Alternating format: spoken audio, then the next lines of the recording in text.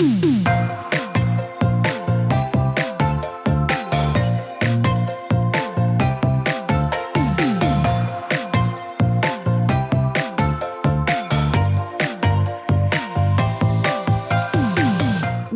to the Plant-Based Podcast.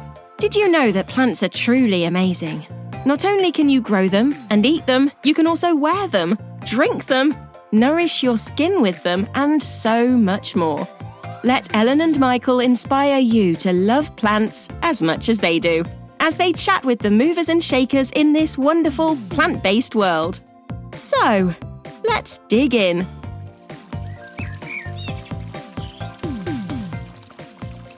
The tranquil, soothing, natural sound of flowing water.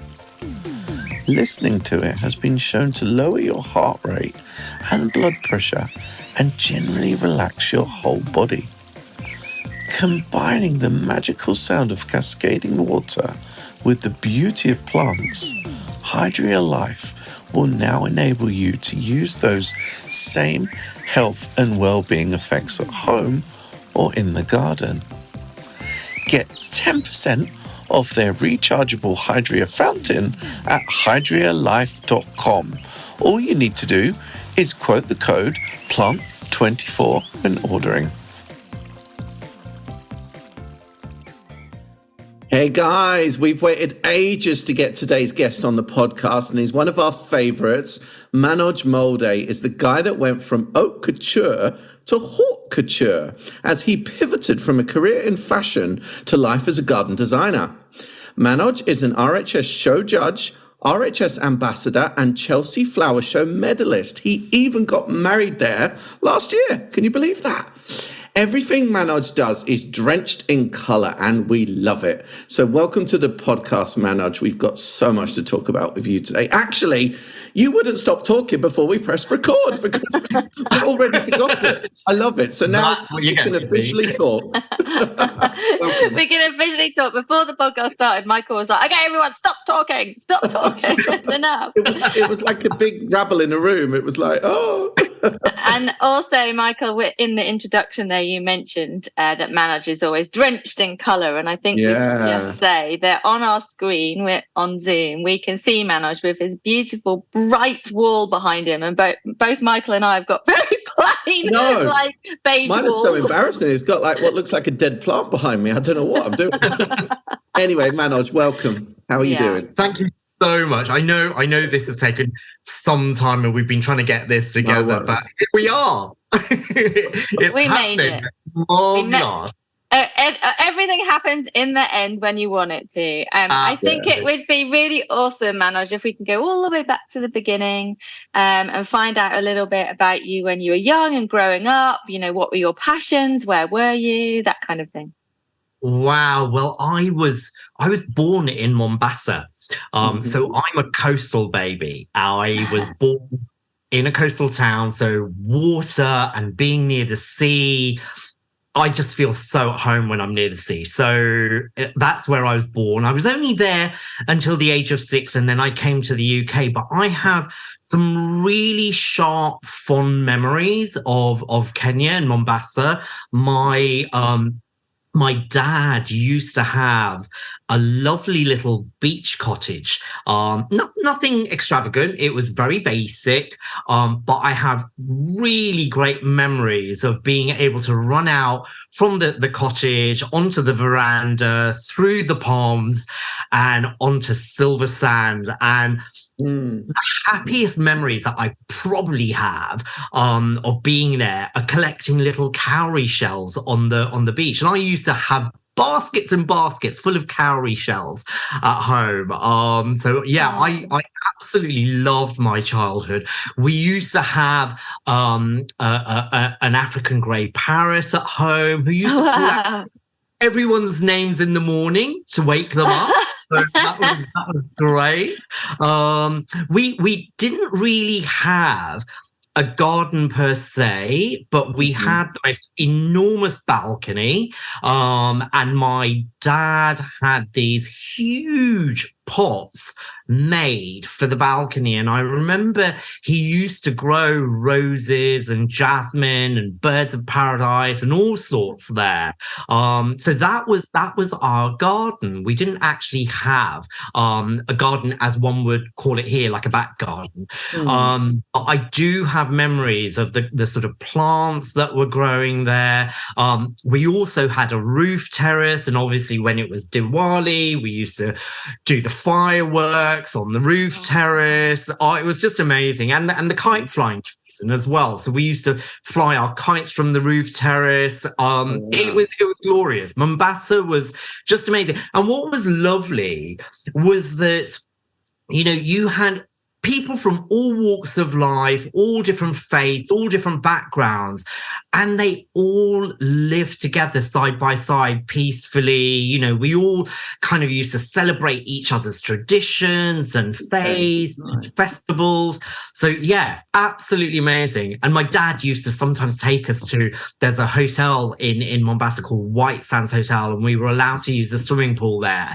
So he used to take us there to swim. So it was, yeah, absolutely amazing.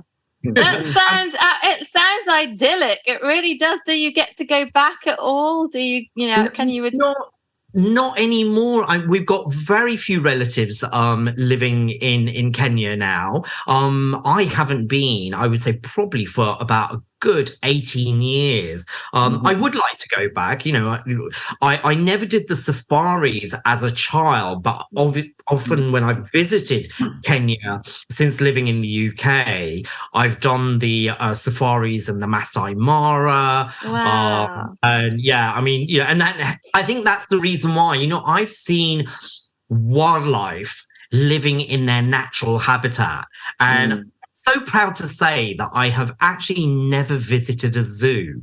For me, it breaks my heart to see wildlife in cages. To me, and I know there is a good reason behind having zoos as well, because it can be used as an educational thing for children.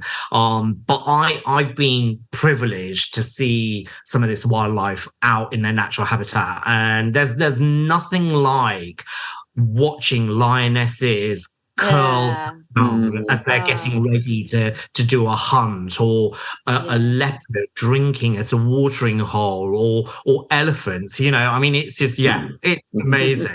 Yeah, that's beautiful. I totally agree with you 100%. When you moved over to the UK, did you have a garden? Like, how old were you? How did life change for you? So life changed a lot. So I was 6 when I came over to the UK, and yes, we had a back garden, a rather large back garden actually, from what I remember, and a front garden as well.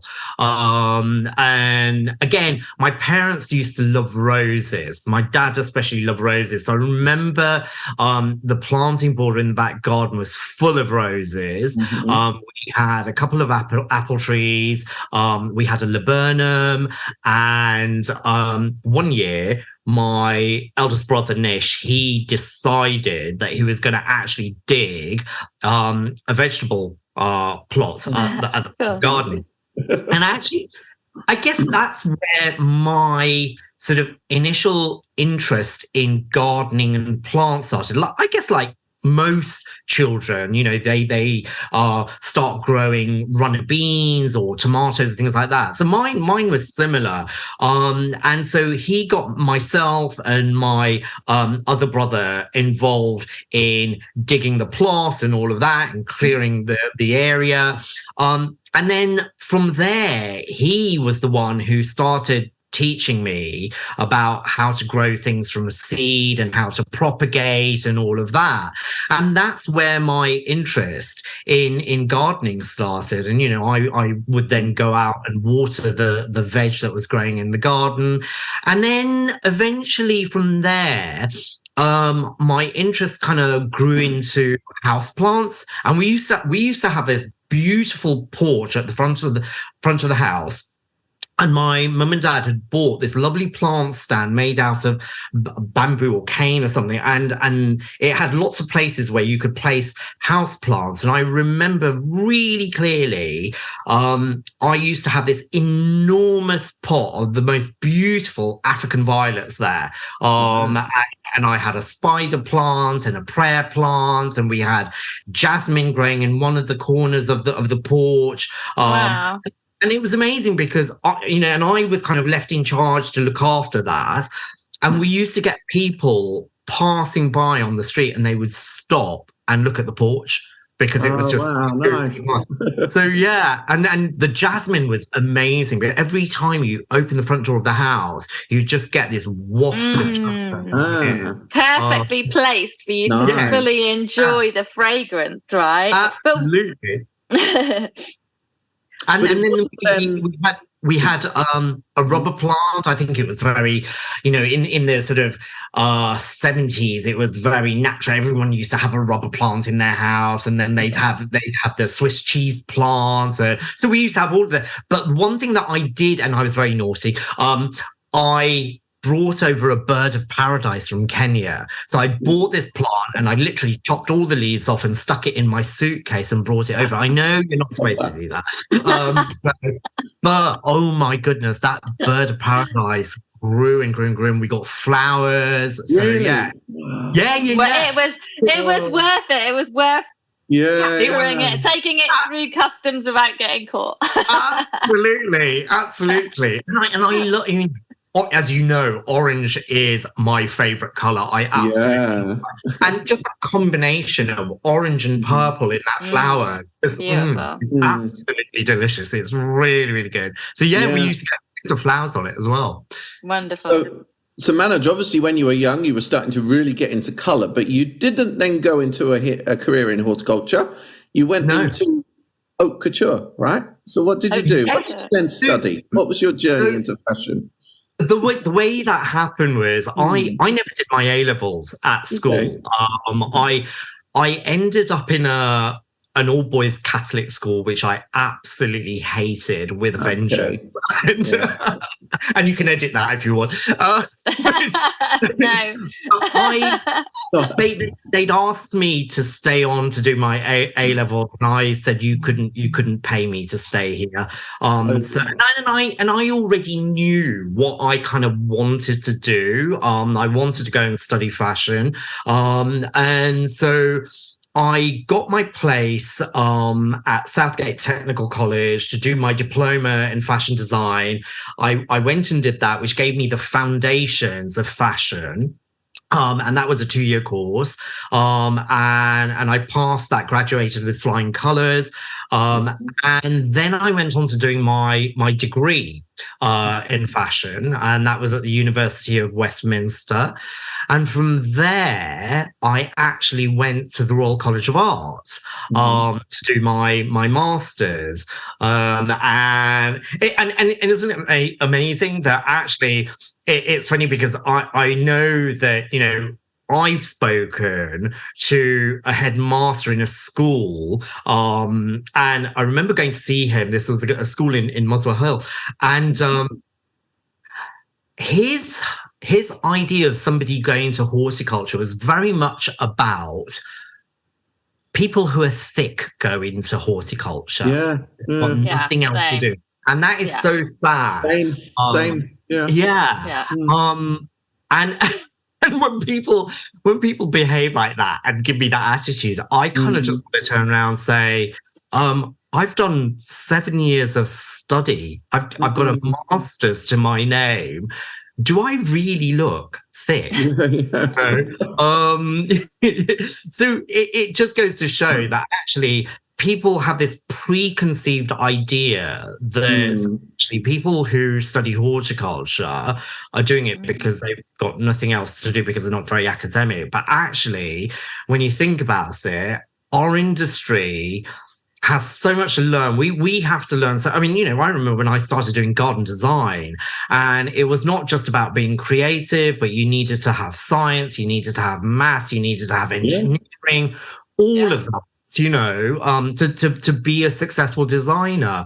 So it does involve a heck of a lot. And I really don't think that, anyone who studies garden design or any of those fields in horticulture are at all thick, No, absolutely. I wonder. Sorry, go on, Ellen. I think it's like what you were saying is the same everywhere. Like at my school, when I mentioned that I wanted I love plants. In careers, I didn't know what I wanted to do. I just said I love plants. Yes. And the careers teacher said I could be a nurse or a teacher. She literally completely ignored the fact that I said I liked plants because academically I was okay, averagely okay. Do you know what I mean? Yeah. But the people who went to horticulture college were the people who they said weren't very academically gifted, which is absolutely rubbish. Like that's just completely silliness, So I totally agree. And you just have to look at the amount of money that our industry brings in. Absolutely. I remember at the HCA conference, I'd mentioned that by 2030, our industry is aiming to get to, I think it was about 41 billion. Now, a people full of thicko, an industry full of thicko, not going to achieve 41 billion. And for me, this is very much about where it starts. It's like, where does this start in terms of getting children educated about horticulture and getting that connection going? I feel that, and this is something that I feel quite passionately about, is that, careers officers and teachers in schools don't know enough to be able to guide their students into a career pathway in horticulture, and I think that, but also the fact that we don't have representation in Parliament. Why, when this industry is making so much money for this country, why do we not have representation in Parliament? It's diabolical that we don't. I quite agree. Something like fisheries does. I mean, it makes no sense. Also, not to pivot too much, but also in Holland it's the same. That is a massive industry, but again, hardly any government representation. It is really mad because horticulture is the future of a lot of things as well. It's crazy. And that affects, not just pretty gardens and everything. You're talking about an industry that engages and employs lots of people down various different pathways, not just kind of designing or building gardens, but also agriculture as well, and sciences and also, I guess, medicine as well, because so much medicine comes from plants, so I do think that horticulture needs to be taken a little bit more seriously. Well, I don't know if that's happening yet, but I do feel there's more eyes on it than there's ever been before. Obviously, since 2020, I know this feels a bit cheesy, but it does mean it's kind of in a lot more people's kind of field of vision a little bit, isn't it? And that obviously hasn't made a difference industry and recognition wise, but it's a start that we didn't have before. So that is a place we weren't at before. And I guess that's one of the positive outcomes of everything, that people have suddenly realized that actually, do you know what? Our green spaces are actually very, very important. So that was a helpful moment for us. Yeah, absolutely. I agree.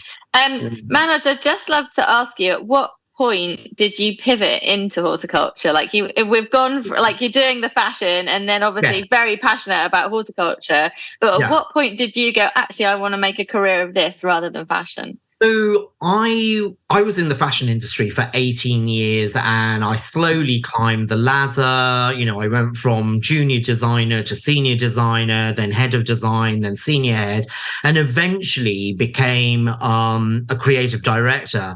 And through all of that, I'd also actually started a women's wear business for a company that I worked for. They were in menswear. They wanted to have a women's wear division. So I was brought in, and when I was brought in, I was literally doing everything. So not only designing the collection, getting the fabrics dyed, getting the garments fitted, but also selling the garments to the buyers as well and the merchandisers.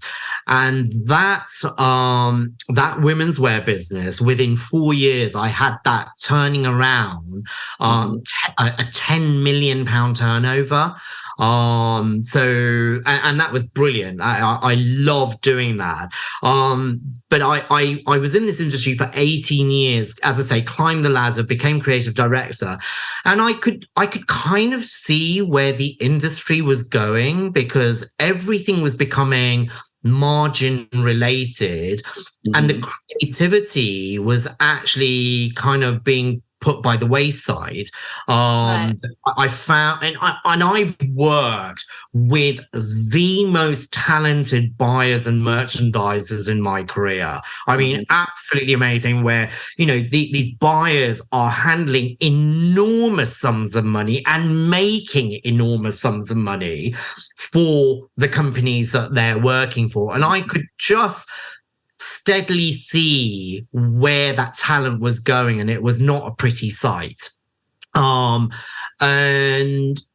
it was the day when a senior buyer said to me, why can't they weave the check on the bias? That's when I said, that's it. I have now had enough. You can't weave a check on the bias. Everyone knows that cloth is made with yarns that go up and down and side to side, okay? They don't have yarns going at 45-degree angles. You can't weave a cloth like that. And so when a senior buyer says that to me, you kind of just begin to question what is happening. And so I thought, do you know what? I don't want to become this miserable old sod. I've had a fantastic time in this career. Now it's time for me to go and do something else, and actually do something for myself, because I'd always worked for other people, other companies. And I decided, okay, you know what? I want to do something creative. I've always loved plants. I've always loved gardening. My then fiance, now my husband, had already started his garden maintenance company, which was doing well. And I just thought, you know what? Garden design. Why not? I spoke to him about it, and he supported me. He said, Manoj, you know, the thing is, your gut instincts are always right. You're very good at that. So you need to follow your gut instincts. Now, bearing in mind that I was in my early 40s when I made the change, which is often the time when people change careers. You know, if they're going to change careers, that's kind of the time. So I then had a chat with Simon Pyle, who was the vice principal at the English Gardening School, my guru. He set my career off. And I remember saying to him, could I do this as a part-time thing? Could I carry on working and study garden design at the same time? And he straight away said to me, do you want to turn this into a career, or are you doing it as a hobby? And I said, I want to turn it into a career. And he straight away said, you've got to give up your job, because this is a really intense course where you're going to be burning the midnight oil. And if you're really serious about this, then you need to give up the job that you have and do it seriously. And that's what I did. The next day, went in, handed my resignation in, and that was it. And I started studying for a diploma in garden design, which was a year. And then I followed it on with another diploma in plants and plantsmanship. Awesome. So that's how and actually, do you know what? The transition, people often said to me, they're like chalk and cheese. How have you done that? But actually, there is such a connection between horticulture and fashion. They both inspire each other. And, you know, often in fashion, we used to draw our inspiration from plants, flowers. The colors would be inspired from there, and I think also in horticulture we draw a lot of inspiration from fashion. We kind of take what's happening on the catwalks and what are the trendy colors. Everyone's talking about peach fuzz being the color of it. Well, where's that coming from? Look at the catwalks. And so they really, really connect with each other. And also, okay, my materials have changed, but actually the way I work is still very similar as I did in fashion. So I do my research, I would get all my images, I'd create a mood board, I'd edit, I'd talk to my clients, what are their requirements, what are their lifestyles, and you design accordingly, even to the point where when you're designing a garment, you still have to create a diagrammatic drawing for the factory to understand how that garment needs to be put together. And we do construction drawings, So there are similarities. You're working with textures, you're working with proportions. We did all of that in fashion.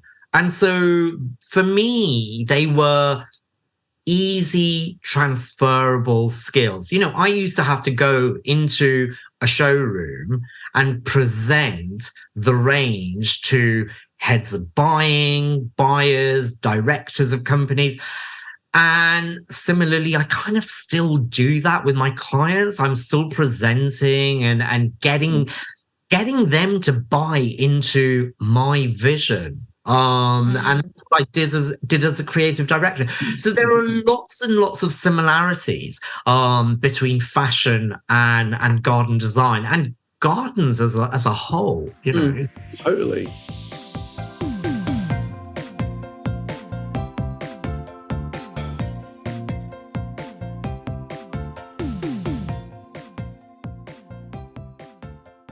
Well, one of our favourite gardens you've done at Chelsea over the years has been the Mexican one with lovely hot oranges, pinks, with some sexy greys mixed in there as well.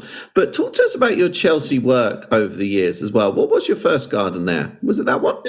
I actually started working with other designers there, and I would recommend anyone who is thinking about doing a show garden, cut your teeth on another designer's garden. Get the experience. So my first ever garden at Chelsea was Dermot Gavin's Irish Sky Garden. So I worked on that. And actually it was Simon who rang me up and said, Dermot is desperate for some help. Could you go and help him? And I said, yeah, absolutely, not a problem. So I went and helped him on that garden. And it was the garden where there was that pink pod that actually was elevated upwards. It was a beautiful garden, cone-shaped carpinus, and he had these beautiful boxes domes, which were then repeated in the same shape in Haconoclea macra. Gorgeous garden. And it was, I think, his first garden that he ever got a gold medal for. My second garden at Chelsea was working on Chris Beardshaw's garden. And I loved working with Chris. He was amazing. I mean, the guy knows. His plant knowledge is mind blowing, absolutely. But to be honest, it was on Chris's garden that I really learned about what a show garden is about, because he took me under the structure. And he said, right, I want you to do some planting around here. But before you start on that, I want you to tell me what exactly happens. And I said, well, the light's restricted here. So I'd say that your plants are going to be really quite weak. They're going to be stretching upwards for the light, so they're going to be quite lanky. Anyway, spot on. Now make those plants look like that. Mm-hmm. Literally, it was getting a little pair of snips and chopping bits away, cutting things off, and that's when I realised that actually, do you know what? Chelsea is all about those tiny little details. Even the way a leaf might be curling over, and its relationship to the plant next to it. It goes down to that. And that's when I realized, what Chelsea's about. And then in 2016, I was asked to work on the Beauty of Mathematics garden. So I was. I remember that one. I love that one. Yeah. Beautiful garden. And I worked with Alison Hamilton, who is absolutely amazing. And both of us led the planting team. And I mean, the amount of plants that were on that garden was incredible. But that was when I really knew that I was ready to actually submit my own garden to the RHS. And it was funny because when I was at the English gardening school, I'd always had aspirations of doing a garden at Chelsea. And I remember quite clearly saying to Simon that, I'd love to do a garden at Chelsea, but what I'm going to do is I'm going to go and do a garden at Hampton Court so that people kind of know who I am and then use that as a bit of a stepping stone into Chelsea. And he just went ballistic with me, and he just went, "What? Go and get your portfolio." And so I got my portfolio, opened it up, and he just went, "Look at that work. That work is Hampton Court. That work is Chelsea. You, my boy, will be going straight to Chelsea." And it was hilarious, honestly. The way he was very serious. He said, "You are not doing Hampton Court. You're going to go straight to Chelsea."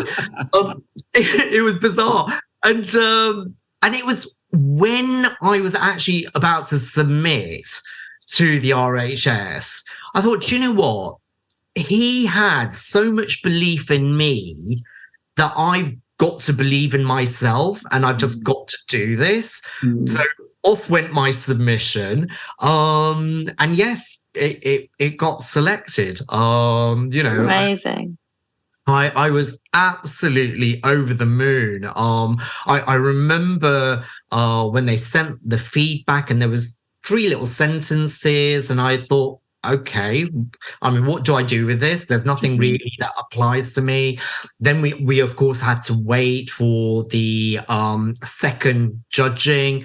And then I think it was, if I'm right, it was October the 7th.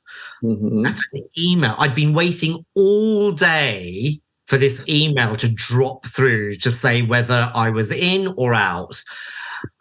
5 o'clock on the dot, this email tinged on my laptop, and I read this email 3 times before, and all I kept on doing, I kept on reading the first line going, okay, hang on a minute, there's a word missing, and that word is unfortunately. But of course it didn't say unfortunately, and it said that we're inviting you to create your garden at the Chelsea Flower Show. And I remember running downstairs, jumping up and down in the kitchen, saying to my mum, "I'm building a garden at Chelsea." Amazing. And there you go. And now you're a trailblazer at Chelsea with all your colour and incredible designs, and bringing all of your knowledge from, what you've learned from fashion and everything into your gardens as well. Absolutely. And I think part of that was also to do with my heritage as well, because I remember somebody said to me, they asked me a question, and they said, "Why are you attracted to so much colour?" And do you know, at the time, I couldn't answer that question, but the light bulb moment happened one day when I opened my mum's wardrobe, and there were all of these beautiful saris in these gorgeous, sumptuous colours hanging there. And I said, of course, it's my childhood, it's my heritage. Why wouldn't I be attracted to colour, Indian heritage, born in Africa. I mean, put those two together and what do you get?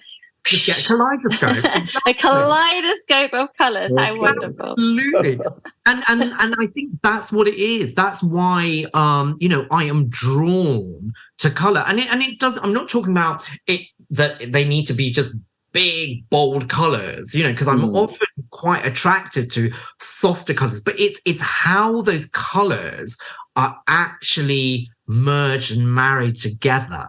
And that's what I love doing. I love experimenting with which colors will work together. I mean, for me, pink and orange. Oh, I love that combo. Yeah, me too. They're Indian, and they just remind me of Jaisalmer in India. When you go to India and you see the poorest of people, and they have nothing.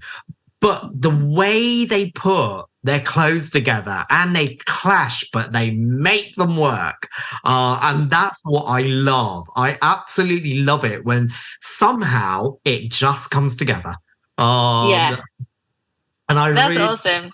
Yeah. And also, sorry, Matt. Sorry. I keep thinking, I'm so excited about all of the colour. I don't know where to start now. And I keep interrupting you. Sorry. You're not only trailblazing with, bold, bright colours, from your heritage and your fashion work, but also last year at Chelsea Flower Show, you were the first couple to get married there, weren't you, on your show garden? Tell us about that. Yes, yeah. So the way that happened actually, in 2017 when I did the Mexican garden, little beknown to me, my now husband, had actually approached the RHS to find out if we could have got married on that garden. Oh. And the RHS were really up for it. The only problem was it was literally 2 weeks to the opening of the show. Time was so limited. So sadly, we weren't able to do it in 2017. And so when this opportunity came up, and I was having my first kind of discussion with the RHS, at the end of that meeting, I said to them, would it be possible for me to get married to Clive? That's so casual. Can I get married there? I love that. That's a little thing. And actually, do you know what? It felt really appropriate. I'm part of the horticultural industry. I'm part of the LGBT community. I'm part of the Indian community. I'm now an ambassador for inclusivity and diversity for the RHS. And I just felt that it would be really fitting to do something like this. Because, the thing is, I've also sat on a panel discussion where the RHS have been absolutely slaughtered. And, people were kind of literally pointing fingers and saying, oh, you're elitist and you don't allow people from other backgrounds to join and all of this. And I kind of thought, actually, that is not true. And I personally believe that, if you want to be a part of something good, then you need to push that. Because for me, nobody from the RHS has said, come and do a garden at the Chelsea Flower Show. Come and be a judge.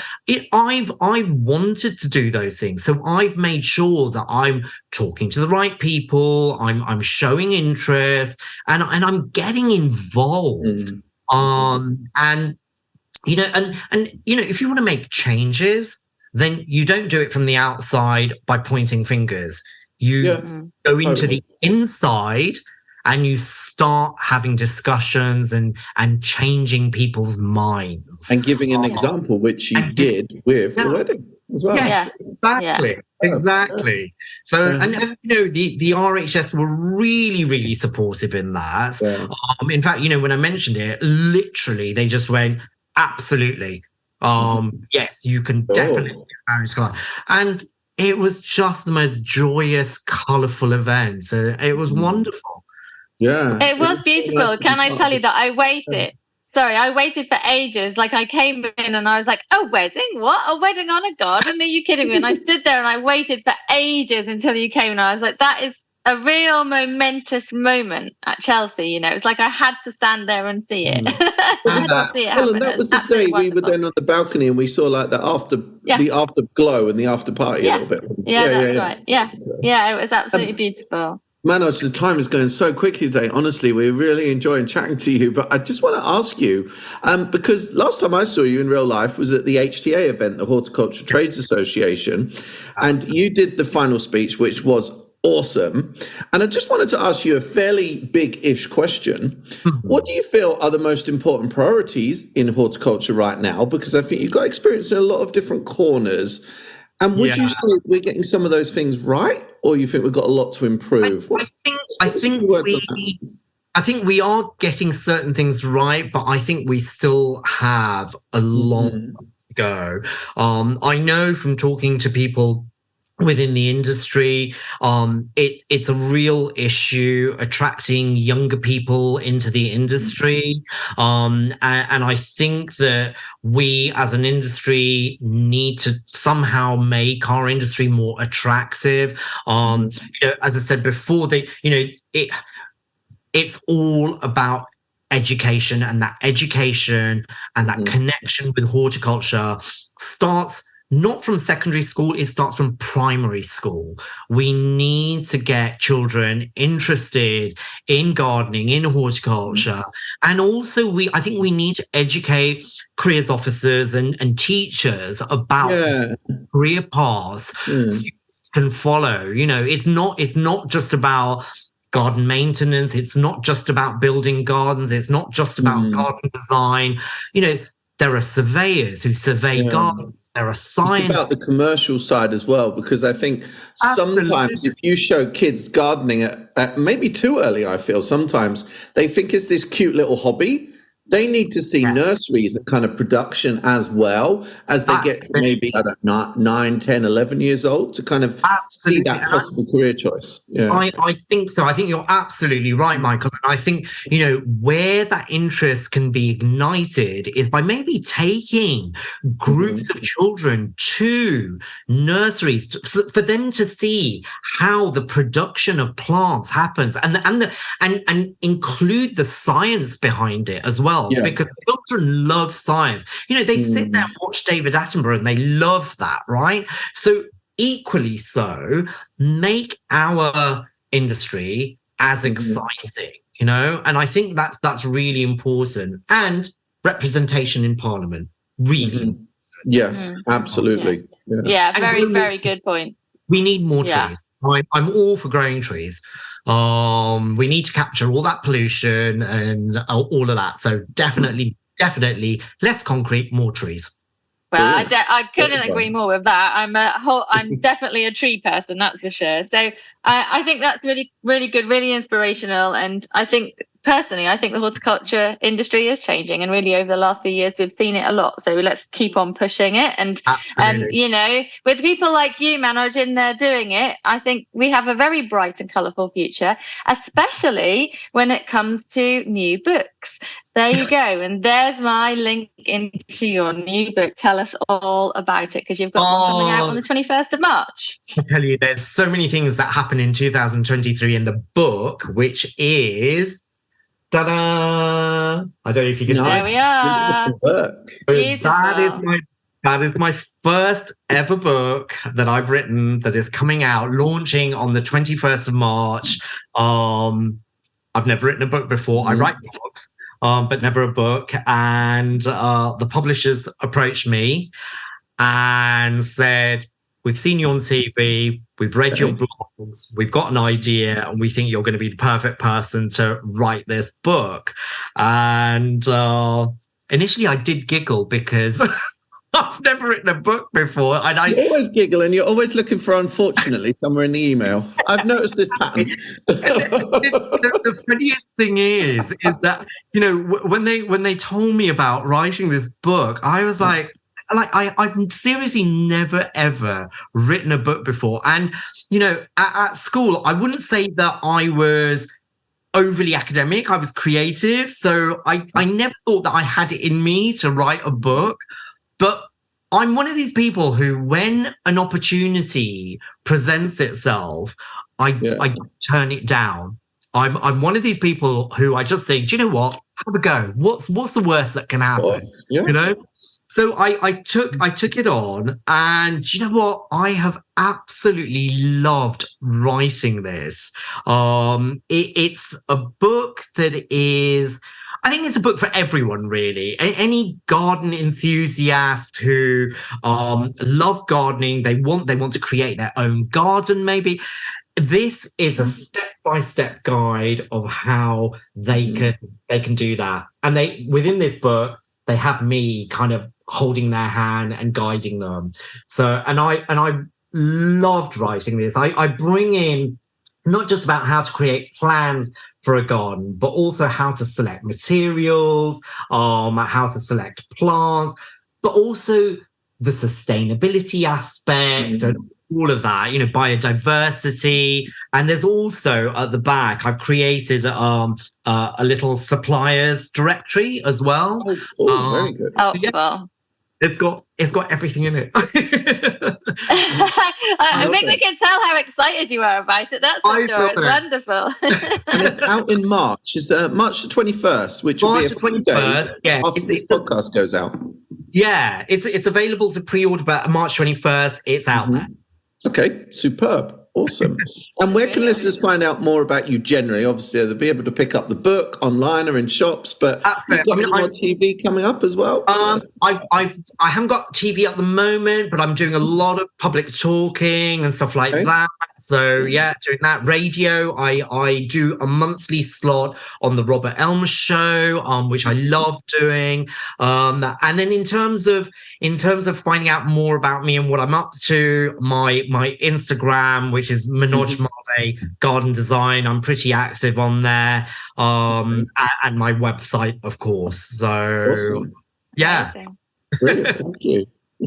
Very exciting for you to have a book out this year. And will we be seeing you at any of the shows this year at all? Yeah. I'm hoping that I might be doing some judging at Chelsea and at Hampton. I hope so. I hope the RHS select me to do that. I'd love to do that again because obviously last year was busy designing a garden and creating it and getting married, of course. But 2025, possibly. I might. Right. Okay. We'll see. We'll see. Ooh, we'll see.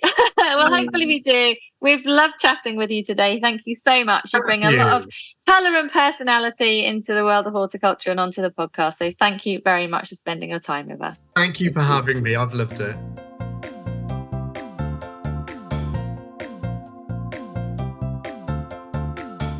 Hey, Shrimpy. Hey. How's it going? How is it going? You tell me. I'm live in bed. I did warn you I'd be shirtless in bed. You did warn me, but I still don't think that anything can quite prepare you to seeing you naked in bed, basically. How do you know I'm naked in bed? I actually am.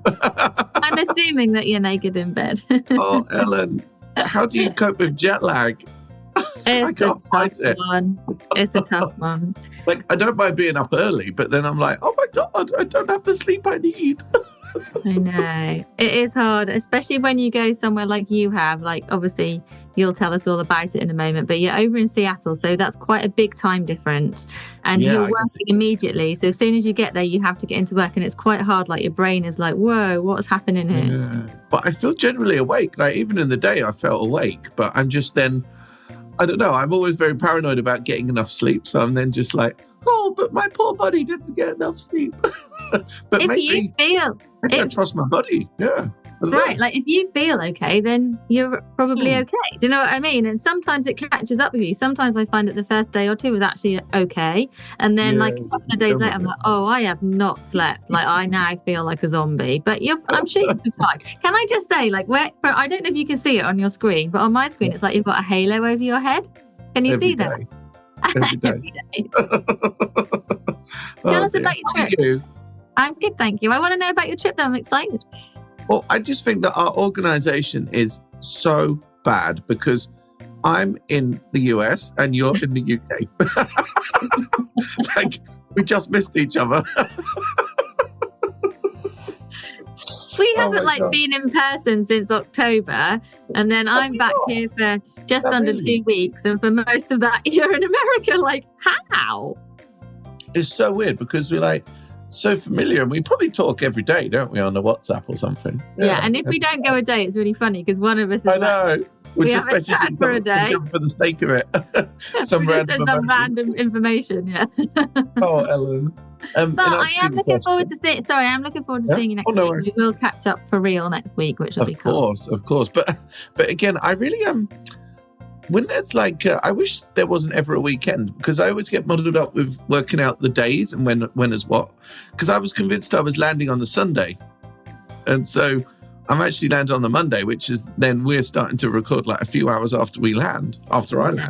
So I'm like, oh my God, okay, well done me. So we can prepare listeners for the fact that you might be slurring your words or falling asleep halfway through the recording. But the worst thing about, because I often have this jet lag feeling when I do the QVC shows, when there's like the midnight shift and you get probably 4 hours sleep, and it makes you like proper cranky as well, doesn't it? Like you just want to eat everyone's heads. Okay, great. So really looking forward to seeing you. I'm wonderful in answer to your previous question. Tell us about your trip. Like, I genuinely am excited about it. And if you weren't genuine, would you be just kind of being polite? Are there times when you're not being genuine about asking? If I wasn't genuine, I probably would have asked the question and then just let you skip over the answer. Like, move on quickly.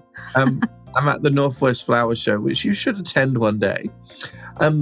It's if you were, I think it's like the premier flower show, or maybe Philadelphia is, but it's really cool. It's not at all what you'd expect in terms of like Chelsea, but it's really cool in what it is itself, because the gardens are like installations in a big convention center. So that kind of then has a completely different vibe. And that allows them to kind of like, light the gardens in a really cool way. So like we're in the evening, like the evening reception last night. And it's just really cool. And I feel like it's a lot more innovative what they're kind of doing and having a bit more fun with the gardens as well. So yeah, it's really, really cool. So there's like one big hall of those. There's then a big hall of like a plant market, which is so cool. And I've already seen stuff that I'd never seen in UK, some amazing African violets. Oh my God, cool begonia species. Oh my God, the orchids are incredible as well. Some really, really specialist growers from right across the US. It's orchid time. Like there's loads of places in the US at the moment doing orchid displays. I know there's some at Kew in London as well, but I think Longwood have got one, Atlanta Botanic Garden have got one, even like the local university garden in North Carolina have got one. Like it's definitely like orchid time for sure. Oh, defo, but really specialist growers with stuff that is just, oh my God, really, really choice. And there's lots of other different bits. There's loads of different seminars. Like, honestly, I was just going to start browsing through the little seminar thing to like choose what I'm going to watch when, like the Radio Times at Christmas. But it's honestly in US, and I've said this to you before, Ellen, there's so much learning potential at these events. Like the Garden Con one, which is the equivalent of the Garden Media Guild in the summer in Minneapolis. That was just so many things. And here is such a full packed schedule as well. It's really, really stunning. I think it's just such a vast country, and there's so I guess and that immediately brings it as well, and different ways of gardening because the climate is so different. Do you know what I mean? In all the different states, and so you just, I genuinely feel like I've learned more. Do you know what I mean about plants and gardening from being Yeah. Oh, it's mega. So that's cool as well. Then on the kind of skywalk, the like atrium, there's like miniature gardens that people have built, like city living. And that was where I was asked to do one for Crescent Garden, container company. And I'd never done anything like that before. Although maybe I sort of have when I did this jungle suites in Hey, you done the hotel stuff. Yeah. Oh, But, yeah. So I guess sort of, but I actually recycled my idea of the moss mat. So Cool. It looks really in a cool. fresh way by removing some paving slabs. But no, I think it's really cool with what we made. So it needed to showcase the new furniture and some of their containers. We were going to get a TV to kind of make it like an outdoor lounge, but the TV didn't arrive. I'm not sure what happened, but we've got a beautiful mirror instead. So it's very cool. So you can sit down and you can put your feet on the moss and you can look at yourself. Yeah, totally. Wonderful. Well, selected people, not the whole public. Okay. Because I've also planted into that moss little things like saxifrage, like some thyme. Kind of, it's a lot of kind of, it's almost like a mossy, I don't know, field of things. That's a really mossy cool. field of things. How's that? That's exciting. How are you turnip? I'm fine, thank you. Yeah, like back in the UK, good old drizzly weather of the UK. Oh, well, the people lovely. The people are lovely, and it's not. I have this weird thing, like because I'm in the US for quite a long chunk in one go. You don't hear, well, where we are, you really don't hear any British accents. Like it's very southern, yeah. And so when you hear a British accent, which is super rare, like you can hear it a mile away, and you kind of like dive for the person. You're like, "Why are you from Britain? That's really cool."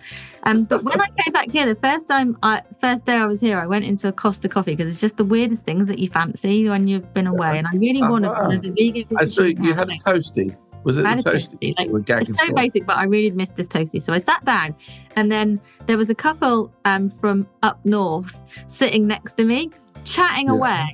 And I was like, wow, this is amazing. Like, honestly, just hearing the British accents around me, it's just such a lovely thing. So it is really nice. And it's nice to be back for a few weeks for sure. Getting to go down the allotment and catching up. Yeah, that's exciting. Yeah. Did the allotment miss you? Well, I don't think it did, to be honest. The allotment's doing amazing. You didn't mention anything. I will just. This is I did take some photographs of the allotment, and then I sent them to my husband because it looks so good. And I said, I'm a really good gardener. You haven't been there. But was it like maintaining itself though? Like in a no dig style? It's like I plan it almost to perfection, as much as you can a garden. Yeah. That's like cool. I planned it because obviously I'm not there like October through to March. Yeah. So everything is, I mean, I leave like perennials with the seed heads and all of that, but it's mulched and it's weeded and it's tidied and the greenhouse is clean and tidy. And it's just like, so, I mean, I tire myself out doing it in October, but it's so worth it. And then I got down there and I was like, whoa, this is good. This is good. Like I was proud of myself. Very happy for you, darling. I know it's ridiculous, but it really does genuinely make me happy. I was going to say something to you then. What was it? I can't remember now. Can't remember.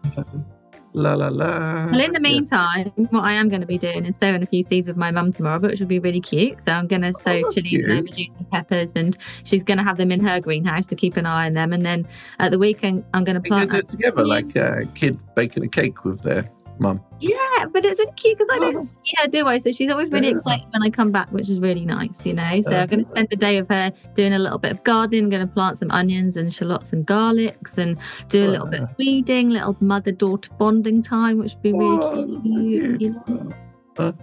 And then I'll go away again and not see her for ages. But she will be looking after my seedlings.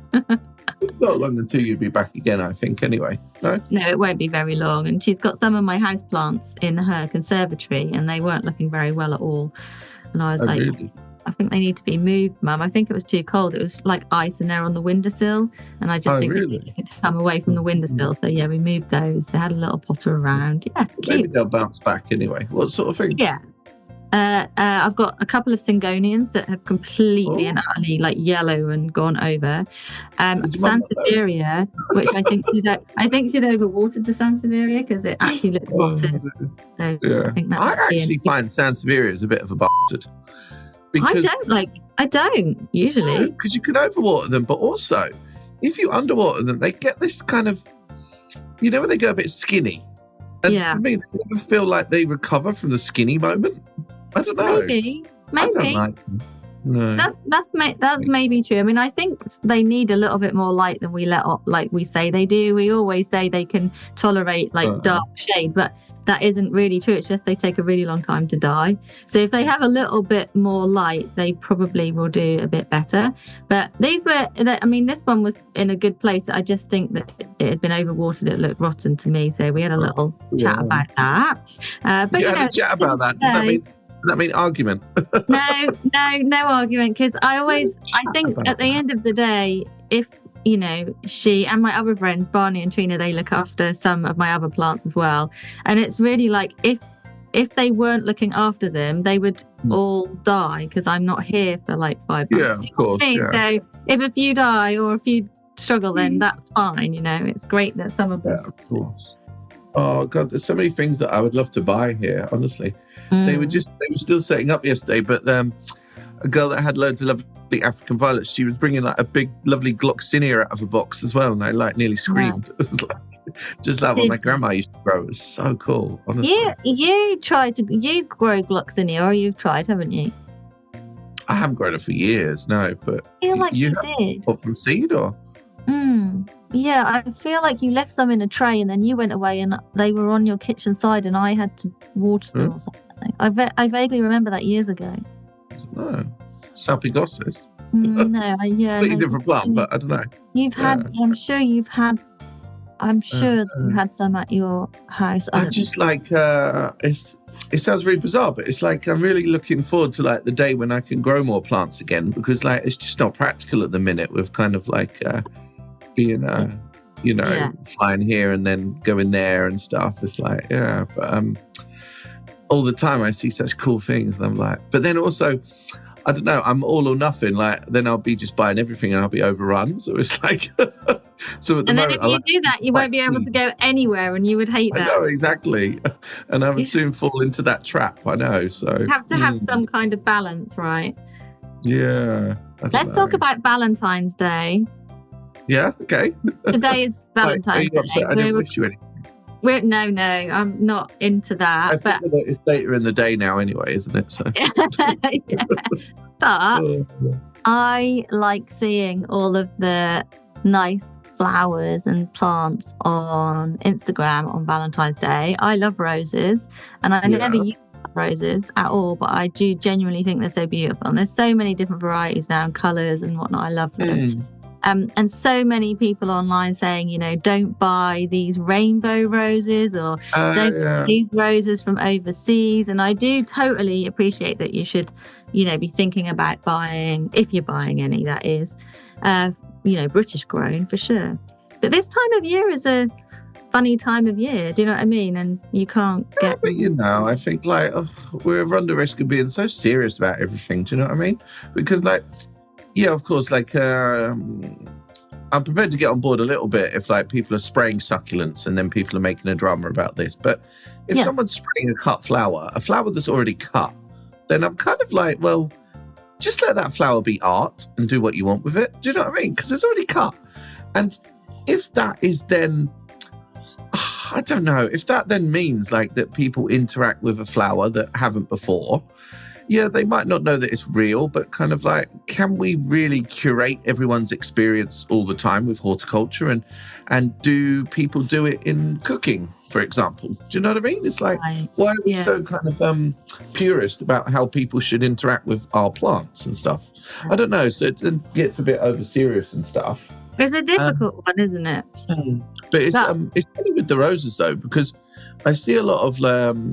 obviously then roses being flown around the world, is it ethical, but obviously, they're quite set up industries for many years, and this is not something that you're necessarily going to, I don't know, it's the whole thing, Ellen, where it's kind of made into such a guilt culture And that's what I don't like, because it's like, oh, you shouldn't be buying this. Well, no, if that's what you do, then kind of leave people to it, because there's a whole industry to support as well. But interestingly, when you're talking about UK roses can't be UK grown in that way.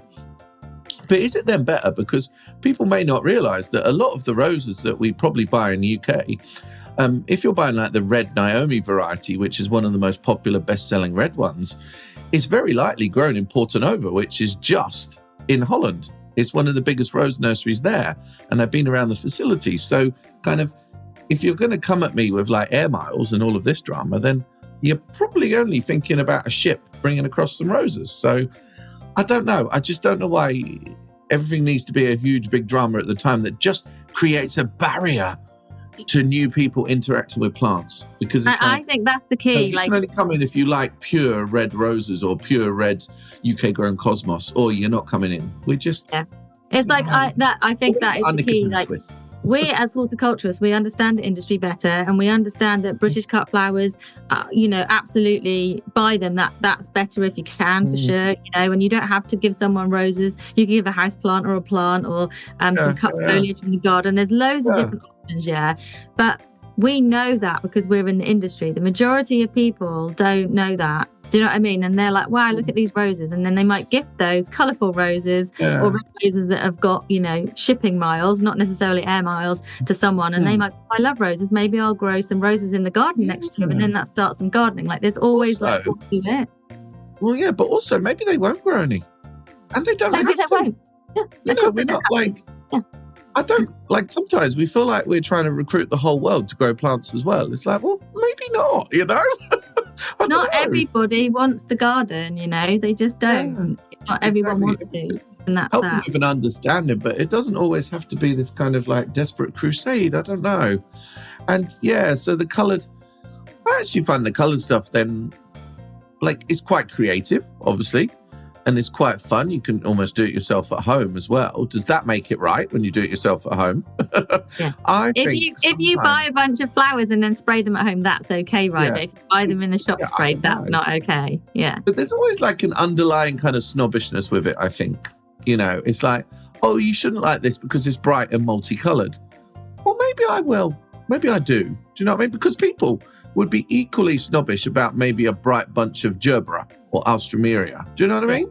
Yeah. It's a snobbishness about bright colours and fun colours that is the problem here. I think a little bit more than modified flowers, because the flowers, they're already cut. They got no root on them. So hello. I don't know. Oh, you got me right. Oh, this tag has really got me. I did, didn't I? Stand her up. Happy Valentine's Day, Michael. But it is, and it's just always this. And also, there's a lack of appreciation that some plants, by their true nature, will be throwaway. And I don't know, like not necessarily, well, intentionally or not, but that's just how the industry is in that way. And it's like, you're never necessarily going to change that. And it's still, things are still being used. And like you then, if you attack flowering pot plants, you also attack cut flowers as well. But yeah, I don't know. And I saw a comment about the Hoya, the little heart-shaped one. I don't think they actually do. They will live for quite a long time. They don't necessarily do anything, but I don't know. And isn't it cute to have a little heart-shaped Hoya on your fireplace, like on the mantelpiece? Yeah. To have one there, like why not? Yeah, it doesn't exactly. have to get bigger. Like it could just be over our plants. Sometimes I feel, and I feel that is the barrier to new people coming into it and stuff. Let's not zap the joy out of gardening. Yeah, so I don't know. Look at that. This is joyful. I love spring. Isn't that cool? I love spring. That's cute. The flower. I love the kind of retro style that is on this brochure for the flower show. So it's really nice. Like I went to the Southeast Flower Show. So you're at Northwest, and I went to Southeast. And it's where is that then? It's in Charlotte. It's literally and it's like, but it's what you were saying about the installations being inside the building is really interesting. Yeah. It takes a bit to get used to, but it's like, it does. I can remember thinking, I don't really like it. But then when you look around, you can see like how clever they are with lighting and how certain plants are like highlighted because of lighting. And like, it's quite cool. Like it's just a different style of gardening and gardenship. Totally. Always good to see. That's nice. So when are you doing your first talks? What are you doing, demos or talks? I think it's Friday and Saturday, actually. I'll have to check. But I'm trying to just juggle a lot of different things because I got some friends here as well. But it's always hard when you're on a work trip to know the points when you might be free, because there's loads of other things that either come up or you're kind of want to do. And so I'm just trying to organize my week as I go, sort of thing. So, but then it feels that's the best thing to do. It would feel if we don't get time, that would feel like a real crime. It would be a 10-hour flight away and you then don't manage to see the friends. But we'll see what happens. So, yeah. And you've had a little look around Seattle as well. Yeah, well, I feel less kind of pressure about that because I have been before. Right. So I feel a bit more chill about it. I think when it's a city you haven't been to, you always feel this I need to see this or tick this off or see the main tourist things. But I'm kind of I feel like I've ticked it off well in the past. So I feel like I can just kind of do things at my own pace, which is quite a nice feeling, to be honest. So, yeah, that's nice. And also it will help you get over your jet lag to take true. Well, I think I'll it's 5:15, but I think I'll maybe get up at 6 and I don't know. So early. Well, I was thinking about this earlier, right, Ellen? Right. Okay, so think about this, right? It's 2 a.m. and you're trying to sleep and you've got jet lag, Mm-hmm. but you're really awake, Mm-hmm. And at that moment, at 2 a.m. with this jet lag problem, you are more awake than you have ever been in the daytime. Yeah. What the hell is that about? I would love to be that awake in the daytime. What is going on? I've never felt so awake. That is so true. Why is it when you're awake in the night, for any reason, that you're more awake than ever? Why? Why can't you just be a little bit awake but a bit dozy? Why do you have to be wide awake? Yeah. It's just insane. And I'm kind of then I'm kind of half then sleeping and going with it, but I'm not very patient with trying to sleep when I can't. So, but not because I'm not patient, but just because I trust my body to, if it doesn't need the sleep, I kind of feel okay, maybe you don't then. I don't know. Yeah, when it's true. When you're really tired. Usually, when I travel this way, I find it harder when I travel back to England. That jet lag gets me on the first day. That's the one that gets you up early in the morning, right? Yeah, and I honestly feel that is I feel preferable to the one where you can't sleep at night. For me, yeah. Well, I would usually be 5 hours behind in North Carolina. So say I land at 9 in the morning at Heathrow, for example. I think it's 4 a.m, but I haven't slept overnight because I don't sleep on a flight. So therefore, by the time I get to bed the second day, I haven't been to sleep for 36 hours. And then by the time it gets... Sleeping tablet. No, I don't. I never do. I just let it all happen. But the first night I'm back, I can be awake till 3 or 4 in the morning, wide awake. And there's nothing I can do. I don't like that way around. I don't mind now being up early because then you just see the day, Exactly. Up early is great. But no when one I sees go back, it at night, do they? Yeah. When I go back there, I'll be waking up at 5 a.m. and that's good. That's great. Get on with the day. But here it's totally the opposite. This morning, my alarm went off at 7 and I laid in bed till, I don't even know, 8:30, 8:45. 2 p.m. Don't want to get up. Yeah, 2 p.m. Oh, that's cute, Melon. Oh, it's so nice to see you. It's so nice to see you. I'm not complaining that you don't have your shirt on this time. But I'll see you on Monday anyway. What are you up to till then? I'm just with my mum tomorrow, and then I'm going to Ipswich, aren't I? I forgot. Tomorrow, I'm going to your house for 3 nights. Tomorrow? Aha, cool. Tomorrow, I think it's tomorrow. It better be tomorrow, but I think it is, yeah. I'll go into yours 3 nights. It's all ready, so whatever you need. Yay, thank you. Yeah. Do you have Remember the lots of lockbox, you need to, you know how to open the thing. Yes, thank you. But I'm literally saying yes, thank you, and then I'll get there and won't be able to do it. So... Just someone was the other day was they couldn't open it, but I think they were just not you just got to flick down this little button thing at the top. Sometimes it might be a bit stiff, but you've obviously got to have the numbers all in line. Yeah. Accurately, if you know what I mean. Yeah. Sorry. Yeah. Well, fingers crossed. But anyway, yeah, I'll be going to tell you how to suck eggs. Yeah, I've stayed in a lot of Airbnbs. Oh dear. Oh well. bit of allotment time, and then I go down to London for a few nights, see you, and then I go back to the flying visit. Oh, well, I need a pee. Can we sign off? I was going to say you've just got a pen out like you're about to be really official. No, I don't need a pen. No, because I'm about to do my little selecting what I'm going to see on the Christmas TV and the Radio Times. How cute. How very cute. But yes, I think we're done here. I think you should get on with your day, and I'm now going to go down your allotment anyway. So. Well, I'll see you in person on a Monday. I'll see you on Monday. Have a great time. All right, darling. Thank you. Yeah. Nice to see you. Cowabunga. Chowabunga. The tranquil, soothing, natural sound of flowing water. Listening to it has been shown to lower your heart rate and blood pressure and gently relax your whole body. Combining the magical sound of cascading water with the beauty of plants, Hydria Life now enable you to enjoy these same health and well-being benefits at home or in the garden. Get 10% off their rechargeable Hydria fountain at hydrialife.com when you quote code PLANT24 on ordering. That's PLANT24 on ordering.